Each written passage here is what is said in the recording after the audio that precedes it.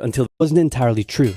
Many Commonwealth nations and other Allied colonies had joined the war in Britain's support. They would play a key role throughout the war, particularly in the African and Italian campaigns.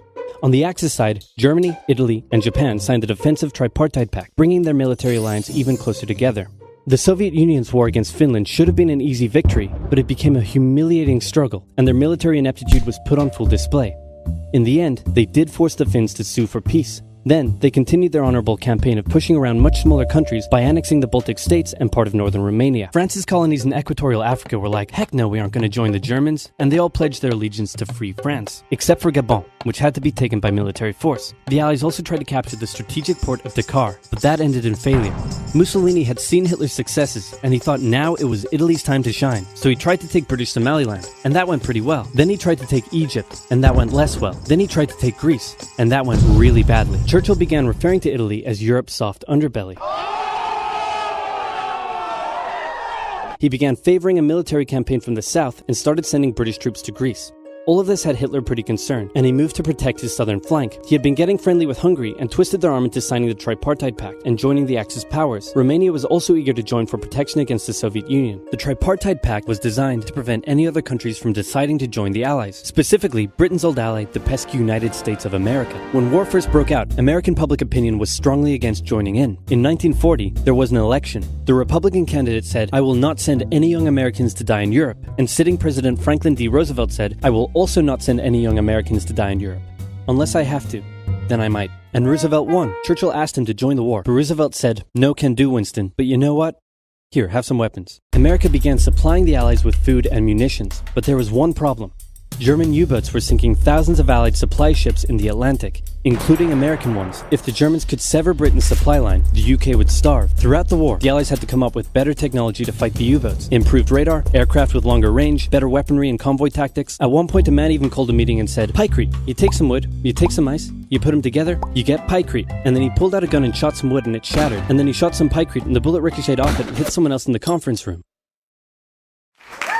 Then they tried to make a pikecrete aircraft carrier, but that idea was scrapped because that's a really dumb idea. In the end, Alan Turing and his team of codebreakers cracked Germany's Enigma code, and the U-boats gradually became less and less of a threat. Back in Africa, Britain decided to push Italy out of Egypt. Hey, that was pretty easy, so they kept going.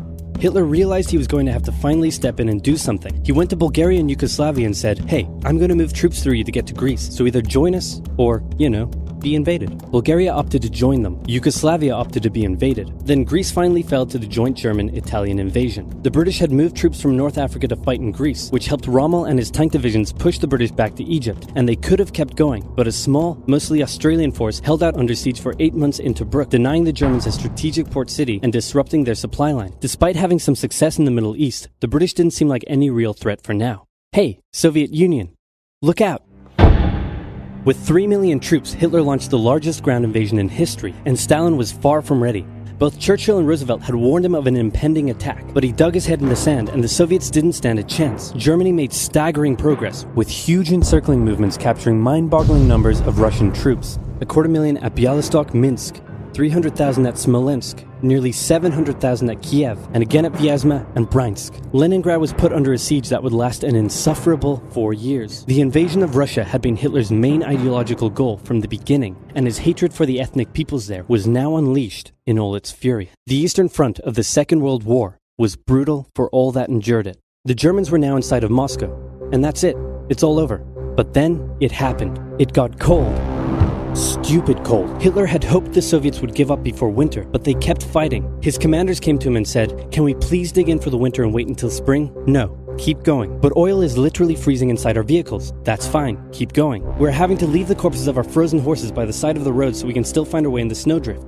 "Perfectly normal, keep going." Hitler hadn't given his millions of men winter clothing and supplies because he thought he really should have won by now. Then, Stalin called in troops from the Siberian front, specially trained to fight in the extreme cold, and the Germans were no match. They were now being pushed back. They had no choice but to dig in and wait for winter to end. Germany's victories were staggering, and Japan was eager not to miss the victory bus. Their war in China had come to a standstill, but they wanted to keep expanding their sphere of influence and getting those sweet, sweet raw materials. They began making plans to expand southward, but there was a problem. Southeast Asia was heavily colonized by America and Great Britain. It was also full of ocean. Ocean meant naval combat, and there was no way the Japanese Navy could stand up to the US and the UK. So they thought, wouldn't it be nice if we could destroy their navies before we begin our conquest?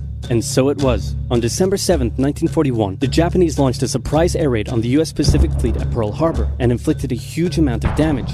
They also attacked British colonies in Southeast Asia. Roosevelt had no choice but to declare war on Japan, and so did Churchill. Hitler then declared war on America, even though he totally didn't have to. The attack on Pearl Harbor seemed like a big Japanese victory, but they didn't attack any of the naval repair yards, fuel storage tanks, or the submarine base, meaning the Pacific Fleet would be up and running again pretty soon. In the meantime, though, the Japanese were able to begin their conquest. They took Guam, the Gilbert Islands, Wake Island, Hong Kong, and the Philippines. They forced Thailand to join them so they could march their troops through to Malaya. They swept through Singapore, North Borneo, the East Indies, New Guinea, the Solomons, and they were now threatening northern Australia and the borders of India. Japan's victory had been as staggering as the Germans, and it reinforced the Japanese idea that this was a divine war which they were destined to win. But their victories had been based on speed, not power, and power would eventually catch up with them. For now, though, in all occupied nations, the people suffered. Persecution, forced labor, harsh punishments for any who spoke out against their occupiers. In Europe, the Nazis were rounding up ethnic minorities and other unwanted groups and individuals. In particular, millions of Jewish people would suffer through the terrible events of the Holocaust. Brave resistance movements rose up in defiance of their invaders, while the people held out for hope. And hope was coming.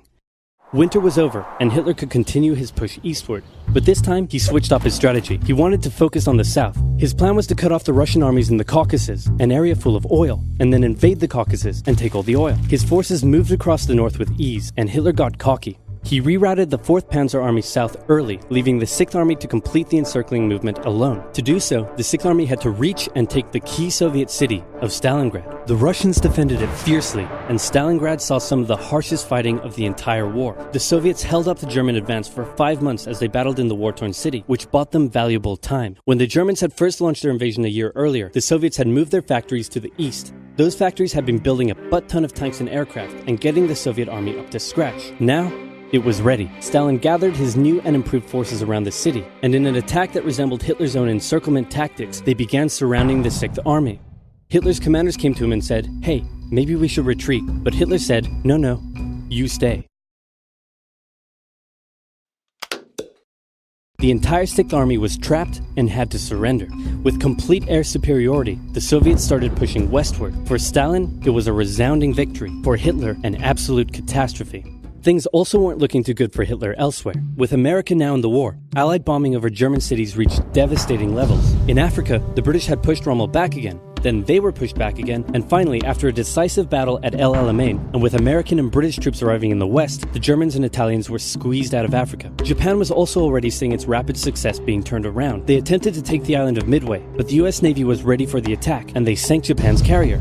Actually, they sank a lot of them. It was a battle from which the Japanese Navy would never recover. British, Indian, and Chinese troops held the line in the harsh jungle terrain of Burma, and the Japanese suffered losses in the Solomon Islands and New Guinea. They began to realize they were not invincible. With the Axis out of Africa, the Allies had to decide their next move. Churchill still wanted to attack from the south, while the Americans preferred a full sea invasion in northern France. "All right," said the Americans, "we'll do it your way." Allied forces successfully landed in Sicily and began moving north. They also carried out bombing raids over Rome. The thing was, many of the people in Sicily had relatives living in America, and they greeted the American troops quite warmly. With the war reaching home territory, most Italians just weren't that into it, and Mussolini was suddenly very unpopular. He was voted out by his own fascist Grand Council and was toppled from power. Italy immediately began negotiations for surrender. Hitler wasn't surprised and had already sent reinforcements southward. In an operation he ironically called Operation Axis, German troops quickly disarmed Italian troops in the north. The Allies continued fighting the Germans up through Italy, but then winter set in, meaning mud, and everything slowed to a halt.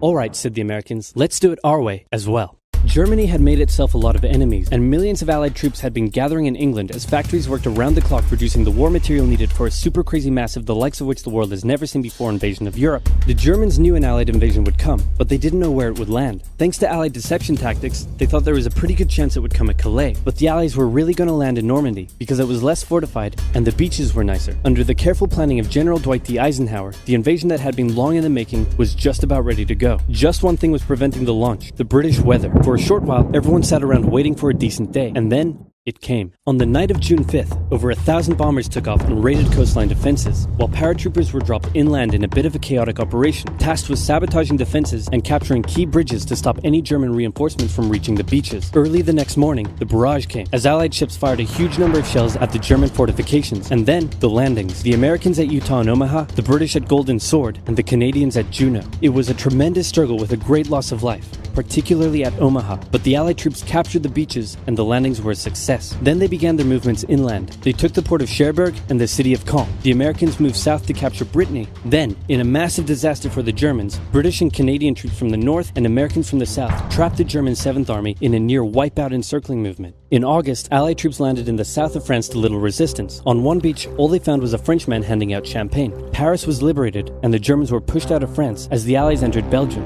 In the Far East, the Allies started to push the Japanese out of Burma, as the Americans launched a two-pronged offensive in the Pacific. In the south, General MacArthur led the push to liberate the Philippines, while General Nimitz oversaw the brutal island-hopping campaign. American forces had to make hard-fought landing after hard-fought landing on fiercely defended small islands as they moved steadily towards the Japanese mainland. The Japanese believed that the greatest thing a person could do was to die in battle, and the most dishonorable act was to surrender. As a result, they fought ferociously to the very end, and the closer the Americans got to the mainland, the more ferocious the resistance became. In February 1945, the Americans captured the island of Iwo Jima, and an intense firebombing campaign of Japan's wooden cities began. The Allies suffered some setbacks trying to liberate the Netherlands, but they were making progress and were now threatening the industrial heartland of Germany. Hitler's health, both mentally and physically, was rapidly deteriorating. Things were looking bad, and he was desperate. He said, "We need to turn this thing around, and I've just the trick. Remember a few years back when we blitzkrieged through the Ardennes and trapped the Allied forces in Belgium? Well, I'm going to do the exact same thing. Again." He gathered his forces and tried to pound them through the Ardennes. He used up the remainder of Germany's strength and resources, and he managed to create quite a nice bulge. He also trapped some American forces in the Belgian town of Bastogne. The Germans sent the trapped Americans a message saying surrender or be annihilated. When it was read out to the commanding officer, he said, "They want to surrender? No, sir, they want us to surrender." Nuts! And that's what they sent off as their official reply. General Patton's Third Army then managed to break the siege from the southwest, and the Germans were pushed back. Hitler's last-ditch attempt had failed, and what followed was a total collapse of the German forces. The Allies pushed into Germany from both sides. The Soviet Union took Warsaw and kept pushing to Berlin. In his bunker, Hitler realized all hope was lost. Berlin fell, and with it, Hitler's dreams of a great German empire. Two of the Axis nations had been knocked out. One to go. The Americans began their assault on Okinawa, the last island before they would reach the Japanese mainland.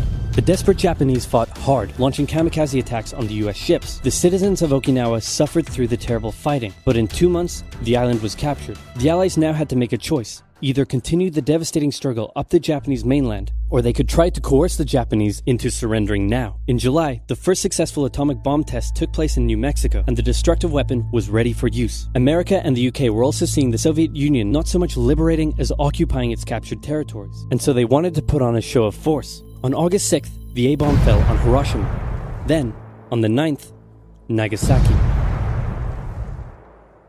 The cities were reduced to rubble, and for the people living there, it was a terrible fate. But for the Allies, it achieved their main aim. In September, the Emperor announced Japan's surrender, saying the war situation has developed not necessarily to Japan's advantage. After 6 years, war was finally over.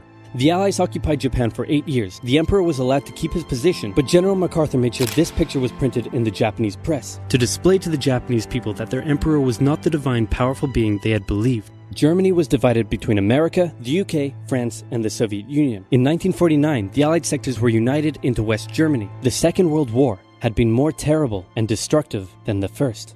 In its aftermath, two major superpowers with two very different ideologies had come out victorious, and the tension between the two of them would create a new kind of war. A very, very cold one. Wow, Churchill, that looks just like me. And your app is doing really well. And this quesadilla you made is to die for. How'd you learn to do all this stuff? I used the link in the description to get 2 months of Skillshare for just 99 cents. Wow, tell me more. Okay. Skillshare is an online learning community with more than 19,000 classes in design, business, technology, and more. Premium membership gives you unlimited access to high-quality classes taught by genuine experts working in their field, so you can improve your skills, unlock new opportunities, and do the work you love. If you want to learn how to create games, you can check out the courses on using Unity